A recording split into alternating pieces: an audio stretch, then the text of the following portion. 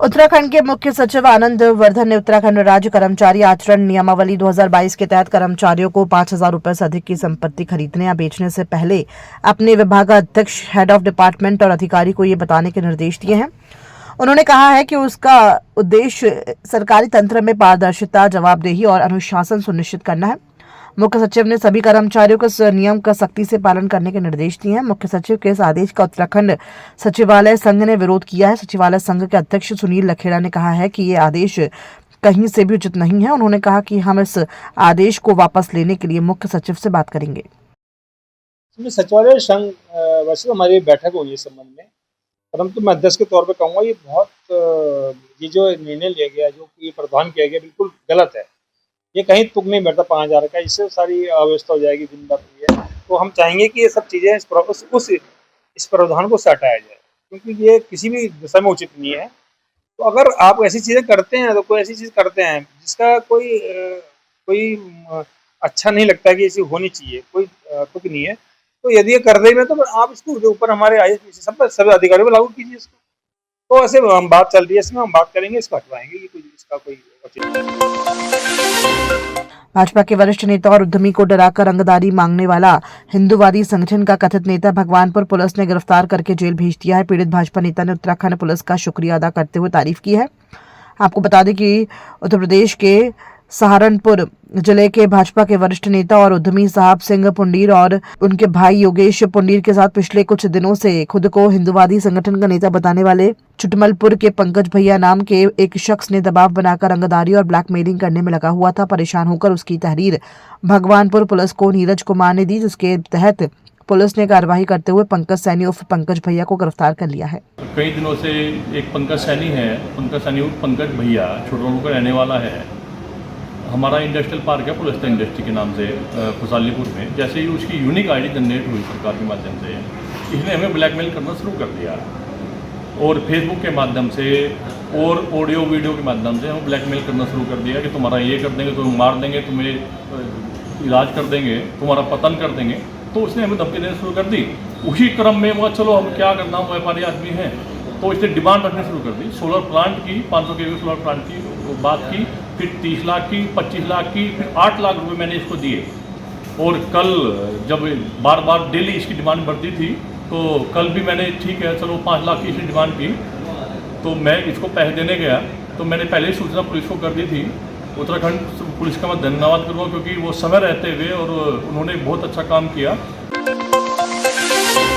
कांग्रेस के वरिष्ठ नेता हरि सिंह रावत ने कांग्रेस मुख्यालय में प्रेस वार्ताओं को संबोधित किया। इस प्रेस वार्ता में कांग्रेस के कई नेता भी शामिल रहे। उन्होंने कहा कि आज इस देश में कानून नाम की कोई भी चीज नहीं बची है। लगातार देश में अपराध बढ़ रहे हैं। विपक्ष के नेताओं का लगातार शोषण किया जा रहा है।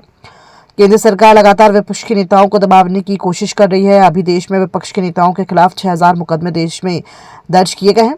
कांग्रेस के वरिष्ठ नेता हरक सिंह रावत का बयान ने ईडी वाले मामले में गलत पाया जाता हूं तो मैं राजनीति से संन्यास ले लूंगा।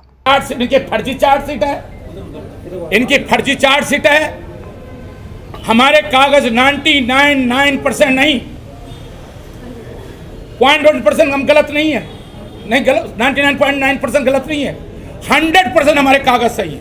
8.209 हेक्टेयर भूमि सुशीला रानी के नाम पर 60 के बाद जब जमींदारी में जमीन मर्ज होगी, उसके 20 हेक्टेयर लैंड उसके नाम पर तब से थी। बाद में कुछ जमीन जो बंजर रही वो बाद में 92 में मर्ज हुई और 92 से 8.209 हेक्टेयर भूमि उसके नाम पर दर्ज थी। जब 2002 में हमने रजिस्ट्री करी, दाखिल पार्ट ऑफ ने तब भी, और 31 मार्च 2004 को भी। आपको मेरे पास भी रिकॉर्ड है, आप तहसील से रिकॉर्ड ले लो। उधर भाजपा के वरिष्ठ नेता ज्योति प्रसाद गैरोरा ने इस विषय पर बात करते हुए कहा कि हरक सिंह रावत की स्थिति इस समय संन्यास जैसी है। हरक सिंह रावत की कार्यप्रणाली अगर साफ है तो गलत नहीं है, तो वो घबरा क्यों रहे हैं। हरक सिंह रावत जी की राजनीति जिस अवस्था और व्यवस्था में है वो लगभग संन्यास जैसी ही है। दूसरा विषय कि आखिर वो इस प्रकार की कार्रवाइयों से घबरा क्यों रहे हैं। अगर उन्होंने कुछ नहीं किया है तो कुछ नहीं किया तो बेदाग बरी होंगे।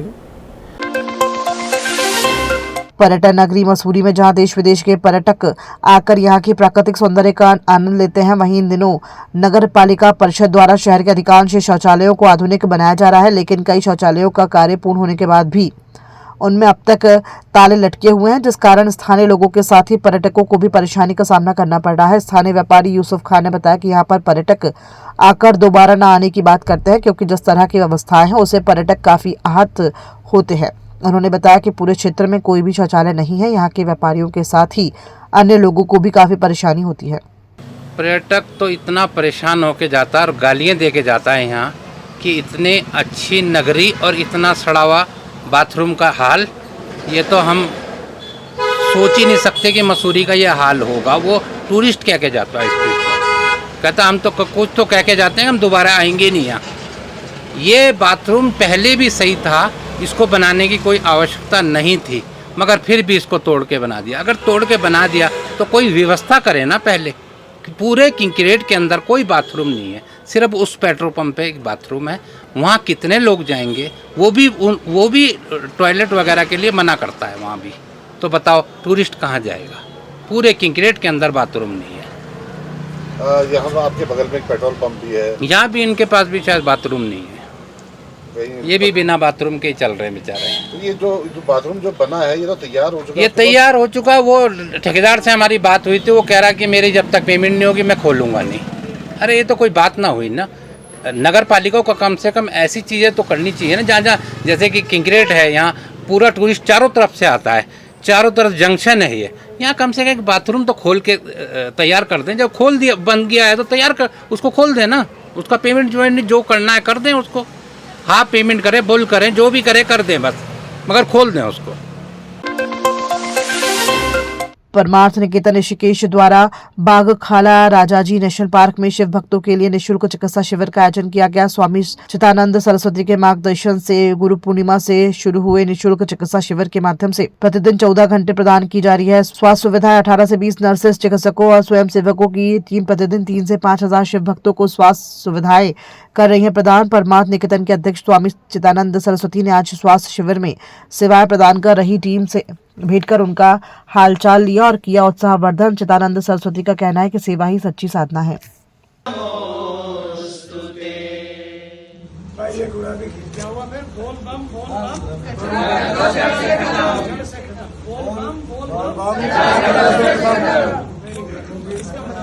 जयकारा भी बजरंगी